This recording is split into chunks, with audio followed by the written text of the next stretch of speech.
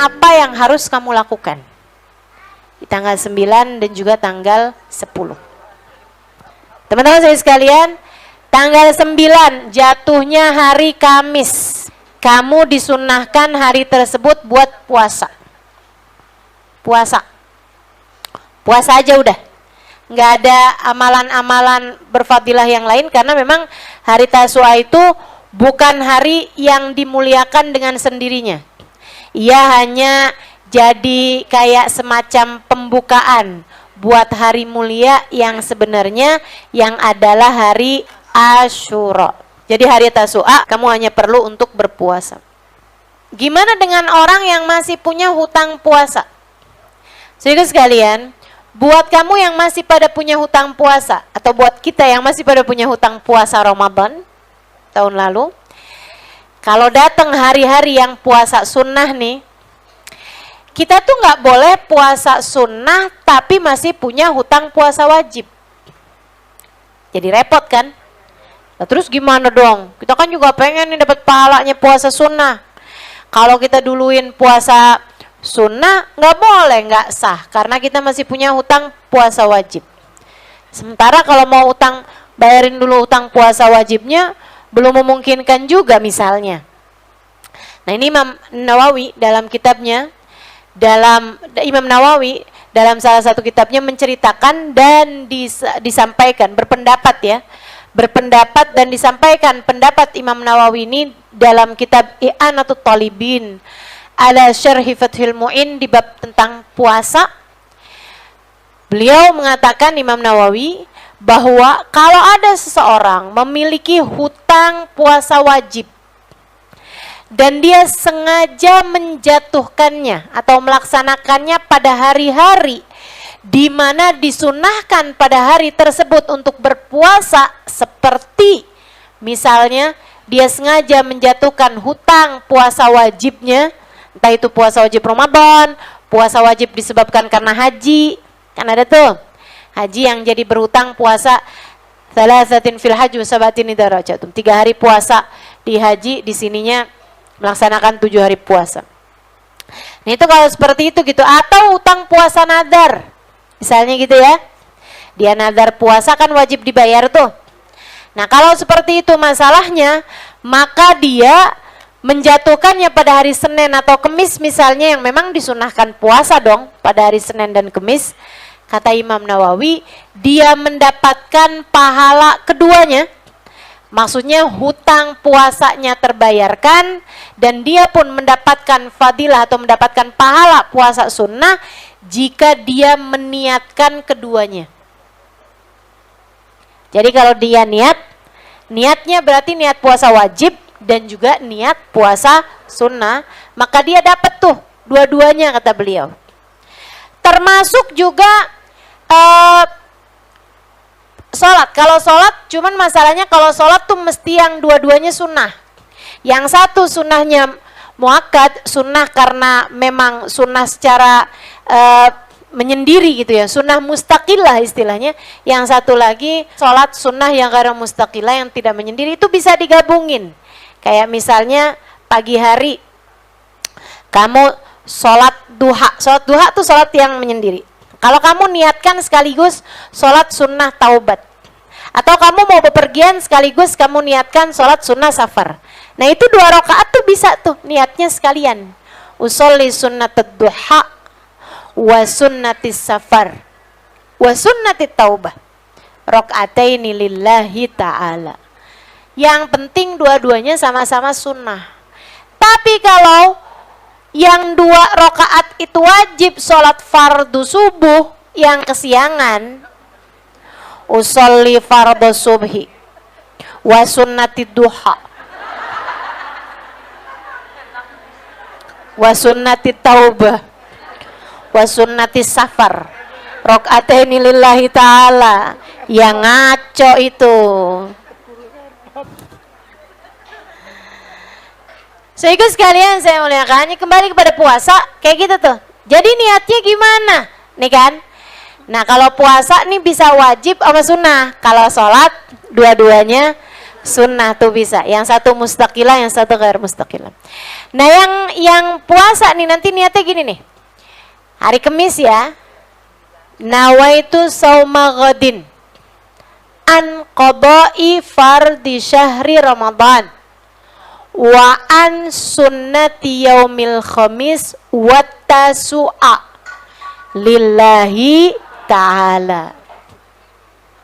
Gitu. Berarti jadi gabung 3 tuh. Niat fardu qada, niat qada puasa, qada Ramadan, sama niat puasa Kemis, sama niat puasa Tasu'a. Sama niat puasa bulan Muharram. Karena sebaik-baik puasa sesudah Ramadan adalah puasa bulan Muharram. Tuh, enak tuh.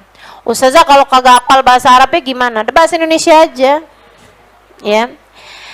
Ya Allah, saya niat puasa besok buat qada puasa Ramadan saya, sama juga niat puasa hari Kamis, sama juga niat puasa hari Tasu'a, sama juga niat puasa bulan Muharram. Lillahi ta'ala. Kenapa?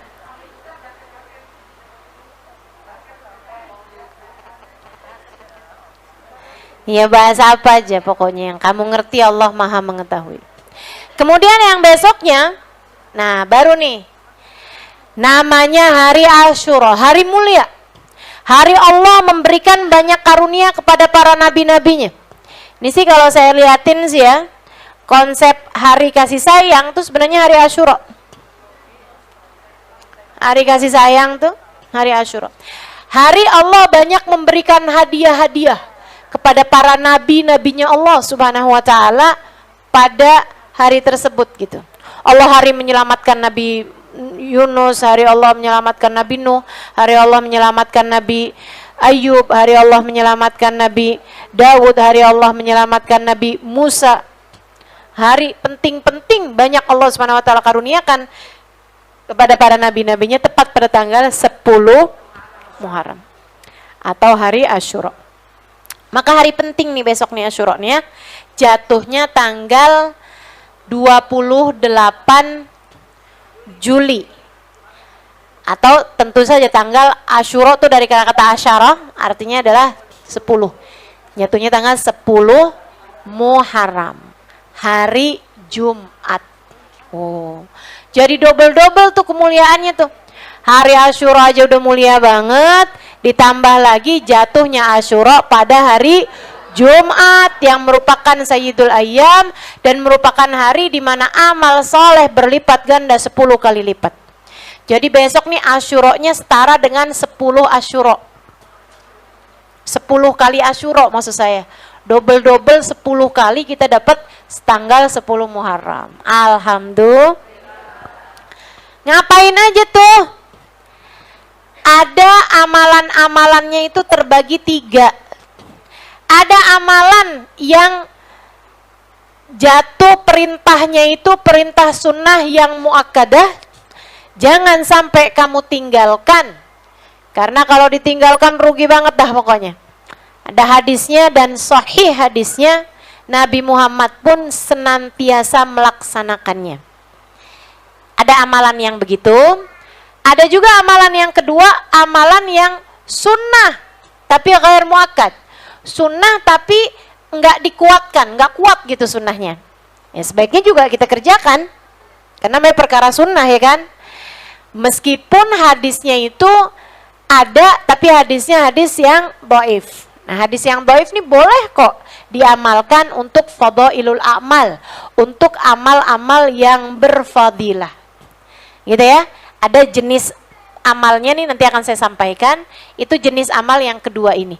Sunnah tapi ghair muakkadah. Artinya sunnahnya itu di bawah yang pertama tadi itu. Kalau yang pertama tuh boleh jangan ditinggalkan.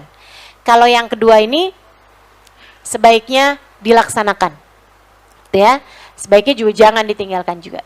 Nah, kemudian yang ketiganya boleh kamu kerjakan, boleh nggak kamu kerjakan. Kenapa gitu? Karena nggak ada hadisnya baik sahih maupun dhaif. Tapi karena Ada ulama yang bilang ya kerjain aja. Atau enggak juga nggak apa-apa juga. Gitu. Kita akan bahas.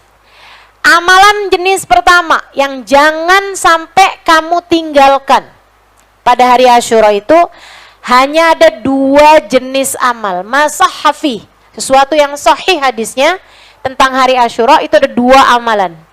Yang pertama puasa. Hadisnya sahih. Inna shaum yaum Asyura yukaffir dzunub sanah. Kata Nabi, sesungguhnya puasa hari Asyura menghapuskan dosa 1 tahun. Inna shaum yaum Asyura yukaffir dzunub sanah. Puasa hari Asyura menghapuskan dosa 1 tahun. Jadi jangan tinggal puasanya. Teman-teman sekalian, kabarnya bahkan seperti yang saya baca dalam kitab I'anatul Talibin, syarahnya Fathul Mu'in di bab tentang puasa. Puasa Asyura ini kana wajiban qabla an aujaballah faridat shaum Ramadan. Qabla Ramadan. Dulu puasa Asyura ini hukumnya wajib sebelum diwajibkannya puasa pada bulan Ramadan. Nah, sesudah Allah wajibkan puasa bulan Ramadan, puasa-puasa yang sebelumnya sunnah, sebelumnya wajib, Allah Subhanahu wa taala ganti hukumnya, dinasakh, diganti sama Allah Subhanahu wa taala hukumnya menjadi berhukum puasa sunnah. Karenanya puasa hari Asyura ini adalah salah satu jenis puasa yang tidak pernah ditinggalkan Nabi Muhammad sallallahu alaihi wasallam ba'dal Islam. Sesudah Islam, itu Allah Subhanahu wa taala selalu tuh memerintahkan Nabi buat puasa Asyura, karenanya Nabi Muhammad gak pernah tinggal puasa hari Asyura. Kamu kalau ninggal puasa hari Asyura, ikutan siapa? Dari sejak Islam, Nabi Muhammad tidak pernah meninggalkan puasa Asyura. Bahkan para ulama menyebutkan hanya ada 2 hari di mana istri diperintahkan buat puasa dan diperbolehkan buat puasa sunnah walaupun tanpa izin suaminya. Istri itu kan nggak boleh puasa sunnah tanpa izin suami, ya kan? Bahkan puasa qadha aja kalau waktunya masih panjang tuh mesti izin sama suami. Puasa qadha Ramadan tuh kalau masih panjang waktunya kayak sekarang ini kan ketemu Ramadan berikutnya masih panjang. Itu kalau mau qadha mesti bilang sama suaminya. Kalau suaminya on ya. Maksud saya kalau suaminya itu ada di kota gitu kan, tinggal bareng. Nah kalau suaminya lagi jadi TKL di luar negeri, Saudi Arabia, nggak juga kamu kalau setiap kali mau puasa kamu bilang sama suami. Nggak perlu kamu mau Senin Kemis kek, kamu mau puasa Daud kek, bebas. Karena yang dimaksudkan dengan kenapa istri harus izin untuk puasa sunnah kepada suaminya adalah karena Allah nggak mau puasamu yang adalah untuk menjadikanmu dekat dengan Allah Subhanahu wa taala akhirnya menjadi hak suami berkurang atas dirimu. Itu maksudnya.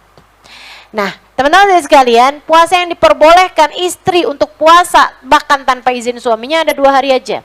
Yaitu hari Arafah kemarin tanggal 9 Dzulhijjah sama tanggal 10 yaitu hari Asyura. 10 Muharram. Ini ya, tasuanya enggak. Jadi kalau kamu misalnya gitu kan enggak dapat izin suami buat puasa, hari tasuanya tetap enggak usah puasa, tapi yang Asyuranya tetaplah berpuasa.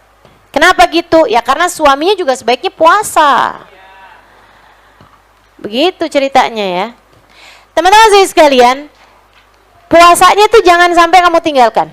Itu satu. Nah, kenapa kita nih orang Islam juga sunnah puasa hari Tasu'a selain puasa hari Asyura? Jadi dulunya Asyuranya doang nih. Yang sunnah Asyuranya doang. Tapi kemudian di akhir kehidupannya, Nabi lihat ternyata orang Yahudi juga pada puasa hari Asyura. Dulu waktu Nabi di Mekah, Nabi kan gak banyak bersinggungan dengan orang Yahudi. Nabi gak ketemu orang Yahudi di Mekah. Gak ada orang Yahudi di Mekah, adanya di Madinah. Di Mekah itu yang ada adalah orang kafir Quraisy. Tapi di Madinah, mulai nih ada Yahudul Madinah. Yahudinya orang Madinah. Sehingga sekalian, Nabi lihat ternyata yang pada puasa, Nabi tahu ternyata yang pada puasa bukan cuma orang Islam, akan tapi juga orang Yahudi. Nabi pun nanya, Di akhir hidupnya Nabi ya, di bulan Muharram akhir hidupnya Nabi Muhammad tuh tahu itu, kemudian Nabi nanya, kenapa kalian berpuasa wahai Yahudi gitu. Terus orang Yahudi itu bilang, hadzal yaum najallahu fihi Musa. Bukankah hari ini adalah hari Allah menyelamatkan Nabi Musa? Maka kami pun berpuasa pada hari ini sebagai rasa syukur kami atas apa yang Allah berikan kepada orang-orang, kepada Nabi Allah Musa alaihissalam. Nabi kemudian bilang kepada umat Islam, lau adraktus sanatil atiyah lasumtu mal asyura at-tasu'a. Kalau umur saya nyampe tahun depan, Nabi pakai bahasanya lau, andai umur saya nyampe tahun depan. Kenapa? Karena Nabi Muhammad tahu bahwa umurnya tidak akan sampai ke tahun depan. Nabi Muhammad bilang, kalau umur saya nyampe tahun depan, saya akan berpuasa bersama dengan hari Asyura, hari Tasu'anya juga. Bersama dengan tanggal 10 saya mau puasain tanggal 9-nya juga. Akan tetapi bulan Muharram, Safar Nabi Muhammad jatuh sakit. Rabiul Awal Nabi Muhammad meninggal dunia. Nah, kita sebagai umatnya yang mudah-mudahan solehah melanjutkan niat nabinya. Sebagaimana anak tuh kalau solehah melanjutkan niat orang tuanya. Orang tua udah meninggal nih, ada lanjutin dah niatnya, begitu kan ya. Nah, kita juga gitu. Mudah-mudahan deh kita bisa dianggap sebagai umat yang solehah. Kita puasain bersama dengan hari Asyura tanggal 10, tanggal 9-nya juga. Sampai-sampai para ulama bilang, kalau kamu nggak bisa puasa tanggal 9 karena satu dan lain hal, kamu puasa baru bisa tanggal 10-nya aja. Coba ikutin juga puasanya dengan tanggal 11. Biar kenapa? Biar puasa kamu beda sama puasanya orang Yahudi. Insya itu satu, teman-teman saya sekalian, puasa. Yang kedua, masahha fi Asyura, yang hadisnya sahih pada hari Asyura, jangan sampai kamu tinggalkan, adalah at-tausi'ah alal iyal. Man wassa ala iyalihi yawma Asyura wassa Allahu rizqah. Siapa yang meluaskan nafkah, meluaskan rezeki, meluaskan uang belanja, uang jajan keluarganya pada hari Asyura, uang saku keluarganya pada hari Asyura, dia luaskan, dia tambahi, maka Allah akan meluaskan rizkinya. Dalam satu riwayat sepanjang tahun. Jadi bagi para ibu yang biasa ngasih uang jajan anak-anaknya, hari Asyura lebihin, hari Asyura tambahin, kalau bisa hari Asyura gandain, lipetin. Biasanya 10.000 tambahin, gitu dah, terserah pokoknya, tambahin biar seneng. Kenapa gitu? Hari Allah banyak memberikan kasih sayang kepada orang lain, kepada hamba-hambanya. Kalau kamu hari tersebut menyayangi anak-anakmu, menyayangi orang-orang yang bersamamu, insya Allah kasih sayang Allah berhasil kamu dapatkan. Tenang aja, janjinya kata Nabi Muhammad, Allah akan mudahkan rezekimu sepanjang tahun. Itu, ya kan? Udah tuh nggak usah hitung-hitungan. Siapa aja dah yang bisa kamu kasih. Hari Asyura kamu kasihin. Anak-anak, mungkin yang pada punya ART, ya, asisten rumah tangga yang kerja di rumah, kasih. Gitu kan? Udah ada punya siapa orang-orang sekelilingmu yang biasa kamu kasih. Gak usah takut teman-teman saya sekalian. Rezeki itu dari Allah juga kok. Jangan kebanyakan hitung-hitungan berapa ya enaknya ya. 100.000 aja, jangan dah.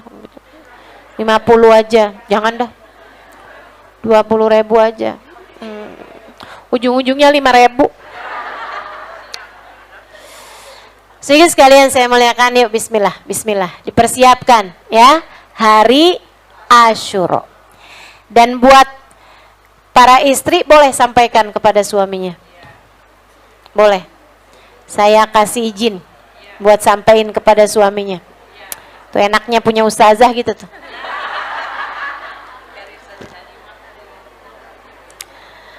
Tadi dapat ilmu baru, Bang. Saya kan suka kesian lihat abang suka susah nyari rezeki. Dikasih tahu mau ustadzah caranya biar sepanjang tahun rezeki gampang. Apaan? Abang mulai dari sekarang nabung dah bang. Ntar tanggal 10 abang kasihin sama saya bang. Kata Nabi gitu bang. Ustazah bilangnya gitu. Kata Nabi loh bang, bukan dari saya. Bukan dari Ustazah Halimah juga, dari Nabi Muhammad bang. Kalau Nabi Muhammad gak bener, siapa lagi yang bener?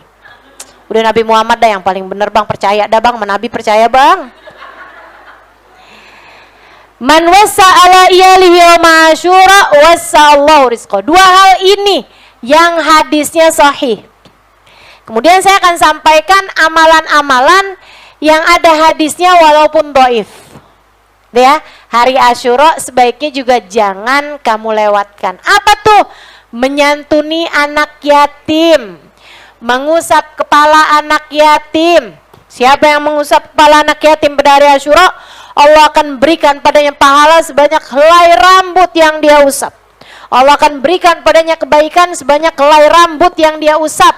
Maka carilah anak-anak yatim, terutama yang gondrong.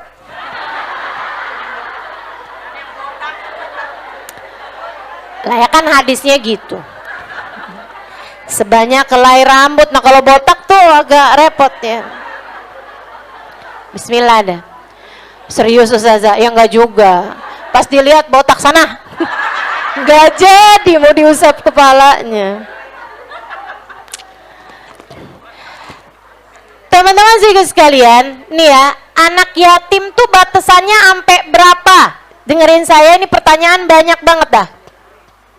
Anak yatim tuh batasannya sampai berapa? Kalau untuk disantuni, kalau dia adalah perempuan sampai dengan menikah, kalau dia laki-laki sampai dengan bekerja untuk disantuni. Tapi kalau untuk diusap kepalanya sampai dengan balik. Ya, jangan pas ngelihat ada anak udah gede, kamu yatim apa enggak? Yatim saya tante. Oh, sini deh saya usap. Umur kamu berapa? 25 tahun tante. Ya ngaco-ngaco itu ya. Jangan gitu teman-teman sekalian. Atau ibu-ibu nih ntar bilang sama suaminya, bang daripada nyari anak yatim susah-susah bang, aneh juga yatim lah, minta diusap. Jadi kalau urusan santunan itu sampai dengan balik ya. Kalau udah balik udah enggak sunnah lagi buat diusap kepalanya gitu. Tapi kalau untuk disantuni sampai dengan anak tersebut menikah kalau perempuan, atau sampai dengan bekerja kalau dia adalah laki-laki atau perempuan. Nah kalau perempuan juga kalau dia udah kerja gitu, kalau zaman sekarang kan banyak juga anak-anak perempuan yang udah kerja gitu, nah itu juga udah nggak perlu lagi disantuni gitu. Santuni kan dikasih uang gitu ya.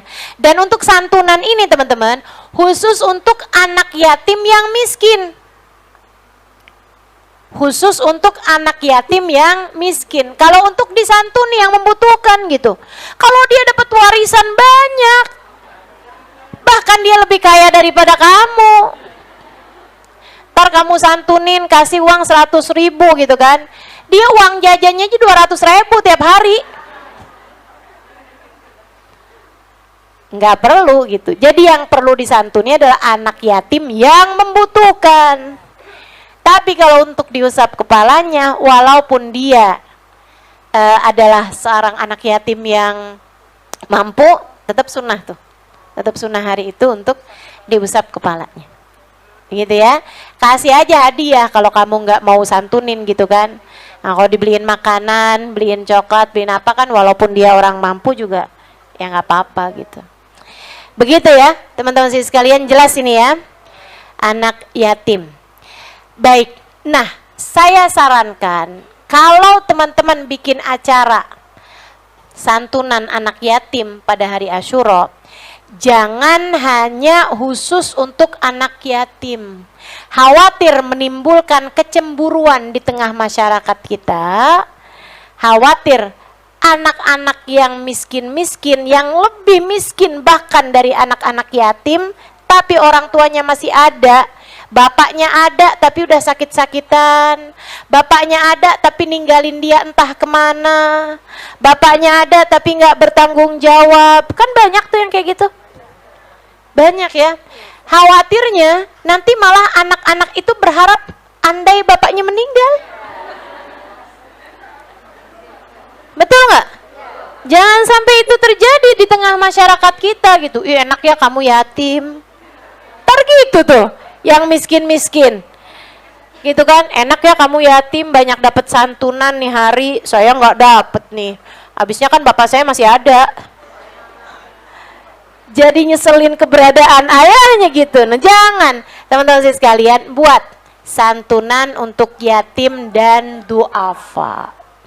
Karena di tengah masyarakat kita juga banyak anak-anak yang nggak yatim akan tetapi duafa.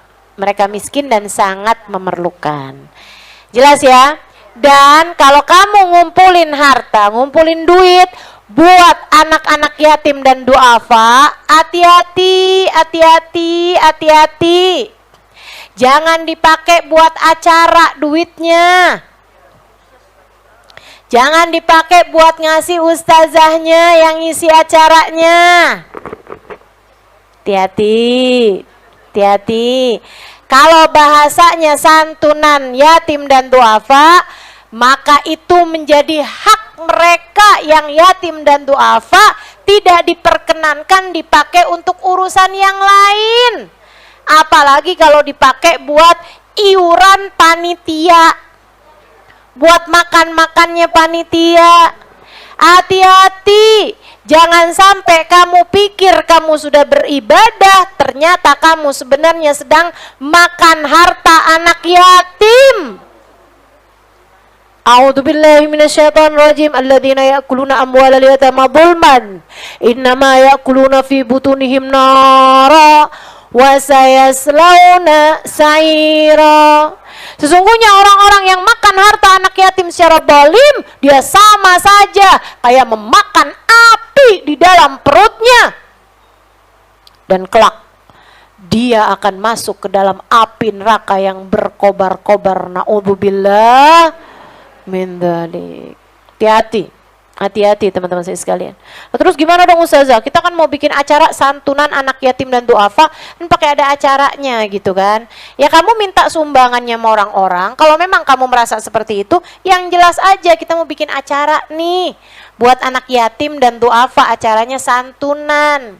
Ini duitnya nanti dipakai buat acaranya juga nih. Jelas, mesti jelas. Itu namanya hibah bisyarat teman-teman. Orang ngasihnya kan pakai persyaratan buat apa. Nah itu harus jelas gitu. Kalau memang kamu seperti itu, atau lebih baik santunannya buat yatim dan duafa aja, panitianya aja yang kumpul-kumpulin duit buat bikin acaranya. Atau kalau kamu nggak mampu buat bikin acaranya dari uang yang selain daripada uang santunan tersebut, teman-teman saya sekalian nggak usah bikin acara, langsung aja duitnya dibagi-bagiin. Ya kan ya? Ini biar kita nih lebih hati-hati sama urusan duit teman-teman. Saya sampaikan ini nih biar kita semuanya lebih hati-hati dalam urusan uang. Oke baik, santunan anak yatim, apalagi yang disunahkan hari itu? Jengukin orang sakit, apalagi yang disunahkan hari itu? Berziarah atau berkunjung kepada orang-orang soleh. Untuk kamu mendapatkan doa-doa dari para guru, dari orang-orang soleh gitu ya. Itu juga bagus tuh. Pokoknya ini intinya adalah inti kasih sayang. Intinya adalah hari kasih sayang. Kamu saling menyayangi biar dapat rahmatnya Allah. Kamu datangi orang-orang soleh, kamu minta doa dari mereka gitu kan. Nah kemudian lagi bersedekah. Banyakin sedekah. Nah apa yang saya sebutkan ini teman-teman saya sekalian, sebenarnya adalah memang sesuatu hal yang baik untuk kamu lakukan kapanpun waktunya. Makanya biar kata nggak ada hadisnya, itu emang bagus aja kamu kerjakan kapanpun waktunya gitu. Andai nggak ada hadisnya, apalagi ini ada hadisnya meskipun dhaif. Jadi silahkan dikerjakan. Kemudian yang terakhir, amalan-amalan yang kamu kerjain boleh, enggak juga nggak apa-apa juga gitu. Karena memang tidak ada hadisnya secara sahih ataupun dhaif. Apa itu? Kalau teman-teman dengar hari Asyura sunnah potong kuku. Ya lihat-lihat aja kuku kamu panjang apa enggak. Dan lihat-lihat juga hari Asyura-nya jatuhnya hari apa. Ya. Nah, kebetulannya hari ini Asyura-nya jatuhnya hari Jumat. Sehingga hari Jumat itu memang hari yang sunnah buat potong kuku. Bagus aja, silahkan potong kuku. Nah, kalau hari Asyura-nya jatuhnya hari Selasa, sebaiknya jangan potong kuku karena memang nggak bagus potong kuku pada hari Selasa. Gitu ya. Kemudian yang kedua lagi, kalau kamu dengar hari Asyura itu kamu sunnahnya mandi, saya yakin sih ibu-ibu biar kata hari apa juga pasti mandi ya Bu ya. Ya udah mandi mah mandi aja gitu. Itu yang kedua. Kemudian yang ketiganya, kalau ibu-ibu dengar hari Asyura sunnah buat pakai celak mata. Nih Bu, saya bilangin, kalau kamu puasa hari Asyura makruh hukumnya pakai celak mata. Makruh hukumnya pakai celak mata sedang kamu dalam keadaan berpuasa. Jadi kalau kamu mau juga pakai celak mata hari Asyura, teman-teman saya sekalian, pakailah sebelum adzan subuh. Sahur tuh pakai dah celak mata.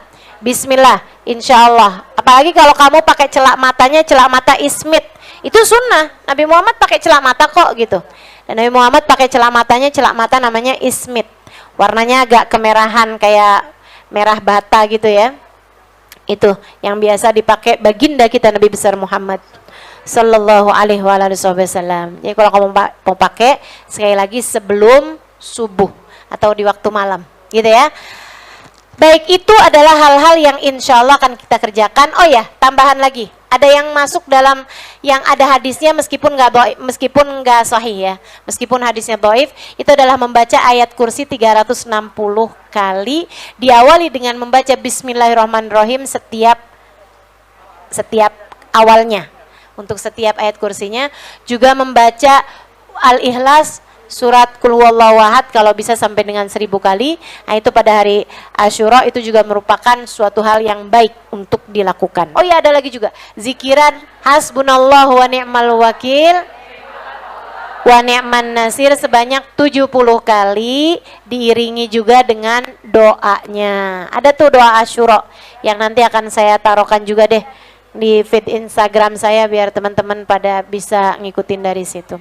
Wassallallahu ala sayyidina Muhammadin wa alihi wasallam walhamdulillahi rabbil. Terima kasih. Wal afu minkum. Assalamualaikum warahmatullahi wabarakatuh.